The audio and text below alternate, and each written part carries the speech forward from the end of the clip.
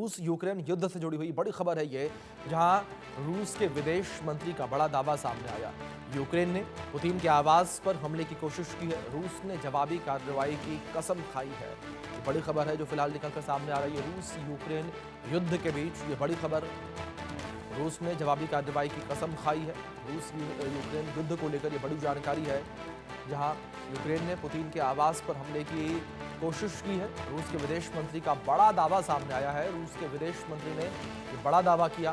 तो बड़ी खबर जो फिलहाल निकलकर सामने आ रही है, उनके द्वारा ये बड़ा दावा जो है किया गया है। यूक्रेन के ऊपर ये आरोप लगाए गए हैं कि यूक्रेन ने रूसी राष्ट्रपति पुतिन के आवास पर हमला करने की कोशिश की है। ये बड़ी खबर जो फिलहाल निकलकर सामने आ रही है। तो रूसी राष्ट्रपति के आवास पर हमले की कोशिश की बात जो है कही जा रही है। बड़ी खबर है, रूस के विदेश मंत्री का ये बड़ा दावा। उन्होंने यूक्रेन के ऊपर ये आरोप लगाया, ये दावा किया कि यूक्रेन के द्वारा पुतिन के आवास पर हमला करने की कोशिश की गई है। ये बड़ी खबर जो फिलहाल निकलकर सामने आ रही है। रूस और यूक्रेन युद्ध को लेकर ये बड़ी जानकारी है। रूस यूक्रेन युद्ध को लेकर ये बड़ी जानकारी जो फिलहाल निकलकर सामने आ रही है। यूक्रेन के ऊपर ये बड़ा आरोप लगता हुआ यूक्रेन ने रूसी राष्ट्रपति व्लादिमीर पुतिन के आवास पर हमला करने की कोशिश की है। रूस के विदेश मंत्री का ये बड़ा बयान सामने आया है। रूस के विदेश मंत्री ने ये बड़ा बयान दिया। बड़ी खबर जो फिलहाल निकलकर सामने आ रही है।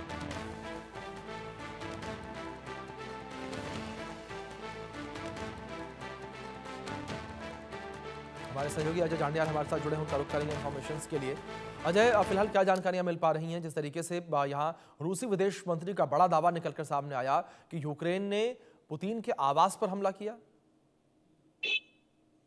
देखिए, बिल्कुल अभिषेक, ये एक बड़ा दावा जो है वो जी। रशिया की तरफ से किया गया है, मगर इस दावे के मायने बहुत ज्यादा बड़े हैं, क्योंकि जिस तरीके से रशिया ने कहा है कि पुतिन के घर, जो कि रूसी राष्ट्रपति हैं, उनके घर को निशाना बनाने का प्रयास यूक्रेन के ड्रोन द्वारा किया गया है, उसके बाद एक चीज तो तय है कि ये जो बातचीत का सिलसिला, जो शांति वार्ता का सिलसिला जो शुरू किया गया था यूएस की तरफ से, ये सीधे तौर पर जो है इसको पूरे तरीके से विफल कर देगा।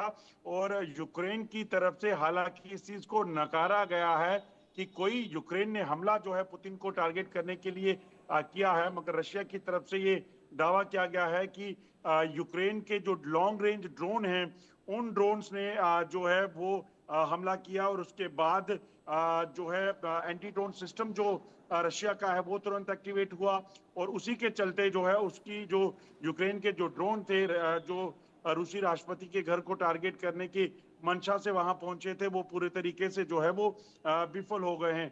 तो कहीं ना कहीं एक बड़ा धक्का ये कहा जा सकता है कि इस बातचीत के सिलसिले को लगा है। जो जानकारी है उसके मुताबिक जो लेवरोव जो इलाका पड़ता है, वहां पर जो रशियन प्रेसिडेंट जो पुतिन है, उनके जो रेजिडेंट्स है, वहां पर ये हमला किया गया था।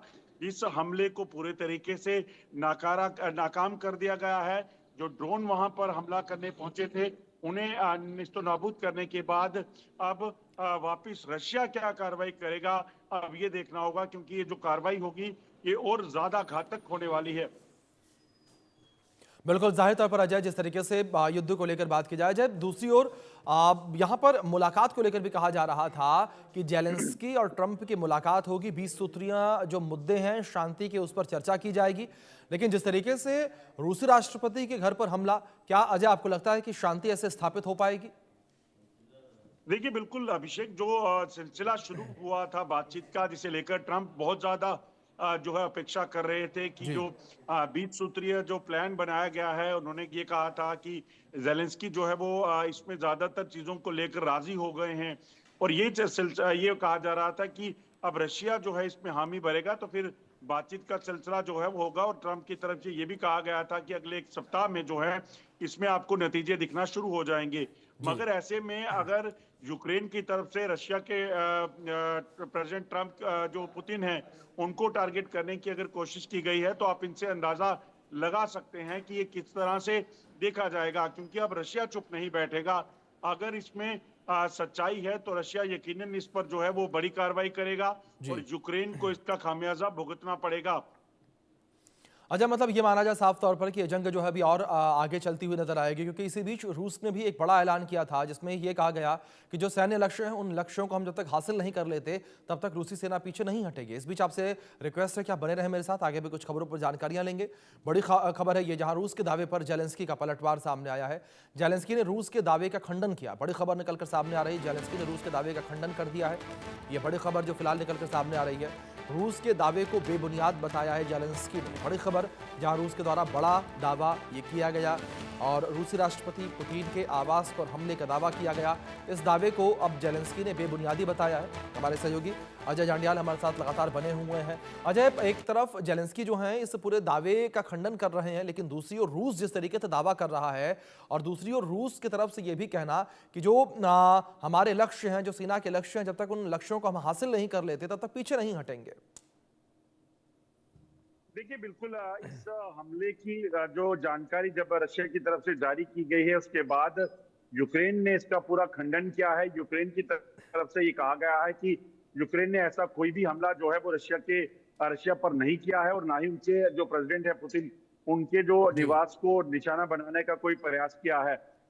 अब इसके बाद अब क्या सिलसिला क्या होगा, क्योंकि जिस तरीके से लगातार बातचीत हो रही थी उसके बाद जेलेंस्की ने इसको पूरे तरीके से खारिज कर दिया है।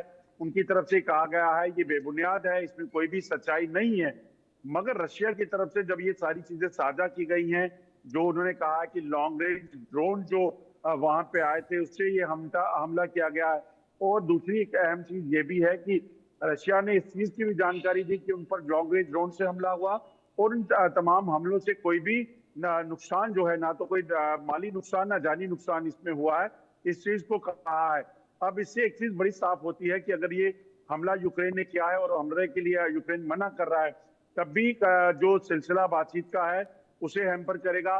वहीं अगर बात की जाए कि रशिया अगर इस चीज को लेकर मना कर रहा है, कह रहा है कि हमला किया गया है, तो इसका मतलब साफ है कि जो बातचीत का सिलसिला चल रहा था उस बातचीत को आगे वो सिरे चढ़े, वो उसमें कोई कामयाबी हासिल हो, उसकी अंदेशा अब बिल्कुल ना के बराबर लग रहा है।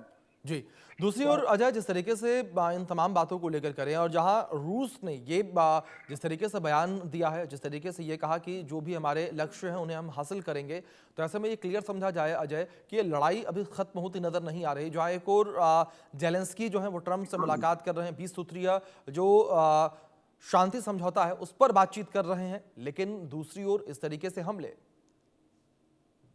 बिल्कुल अभिषेक, जिस तरीके से बातचीत का सिलसिला शुरू हुआ था तो उसी वक्त ये अंदेशा लगाया जा रहा था कि रूस की तरफ से बयान आया कि रूस जो है इस युद्ध को जो है वो अपनी मिलिट्री ऑपरेशन से जीतेगा।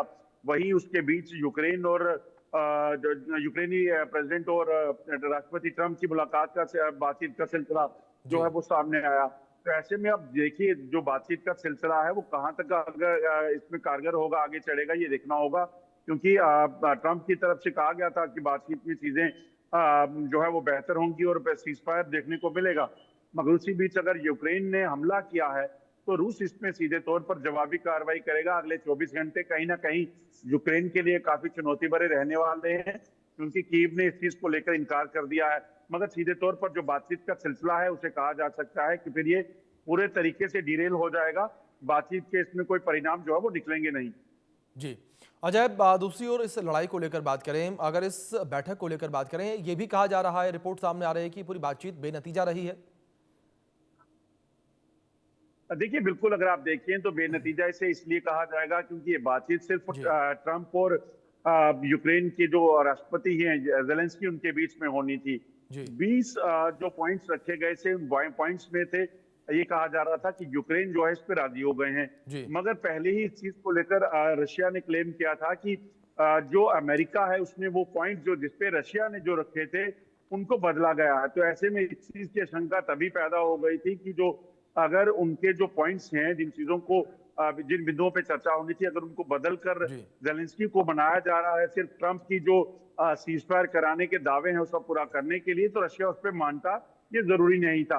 तो अब इसी बीच जब बातचीत का सिलसिला भी चला भी है तो उसमें कोई बहुत ज्यादा फ्रूटफुल चीजें नहीं रही हैं। और उसी बीच अगर यूक्रेन का हमला हो गया है तो फिर तो ये पूरे तरीके से ये कहा जा सकता है कि ये पूरे तरीके से नाकाम रहने वाली है बातचीत। जब तक कि इस पे रशिया हामी नहीं भरता है। जी, बिल्कुल। आज आप मेरे साथ बने रहें, आगे भी कुछ खबरों पर जानकारियाँ आपसे लेंगे और इस बीच एक बड़ी खबर निकल कर सामने आ रही है, उसका रुख कर लेते हैं। ट्रंप ने पुतिन से बात की है, ये बड़ी खबर है। यूक्रेन को लेकर ट्रंप और पुतिन के बीच बातचीत हुई है। 24 घंटे में ट्रंप और पुतिन के बीच दूसरी बार बातचीत हुई है, ये बड़ी खबर जो इस बीच निकल कर सामने आ रही है। तो 24 घंटे में 2 बार दोनों वैश्विक नेताओं के बीच बातचीत हुई है, ये बड़ी खबर है। तो डोनाल्ड ट्रंप ने पुतिन से फोन पर बात की है। दोनों नेताओं के बीच 24 घंटे में दूसरी बार बात हुई है। यूक्रेन को लेकर ट्रंप और पुतिन के बीच बातचीत हुई है, ये बड़ी खबर जो फिलहाल निकलकर सामने आ रही है। तो यूक्रेन को लेकर ये बातचीत हुई है और ट्रंप ने पुतिन से बात की है। हमारे सहयोगी अजय जांडियाल लगातार बने हैं, उनका रुख करेंगे इन्फॉर्मेशन के लिए। अजय, इस बीच ये बड़ी खबर निकलकर सामने आई कि जहां 24 घंटे में दूसरी बार ट्रंप ने पुतिन से फोन पर बात की है। एक तरफ बैठक जो जेलेंस्की के साथ होनी थी वो बेनतीजा रही, दूसरी ओर ट्रंप जो है वो रूस से बात कर रहे हैं, पुतिन से बात कर रहे हैं। क्या ये माना जाए अजय कि ट्रंप मध्यस्थता कराने को लेकर काफी ज्यादा उत्सुक भी नजर आ रहे हैं? देखिए, ट्रंप दरअसल पीस लीडर का अवार्ड जो है वो अपने ऐसा जो है अपने लिए हासिल करना चाहते हैं और इसी वजह से आप देखें तो बार बार उनके बयान आते हैं। उन्होंने भारत और पाकिस्तान की जो जंग के हालात बने थे ऑपरेशन सिंदूर में, उसे रोकने का दावा किया और बेवजह किया। उसमें भारत ने, पाकिस्तान ने पहली बार में ये स्पष्ट कर दिया था कि ये बातचीत का सिलसिला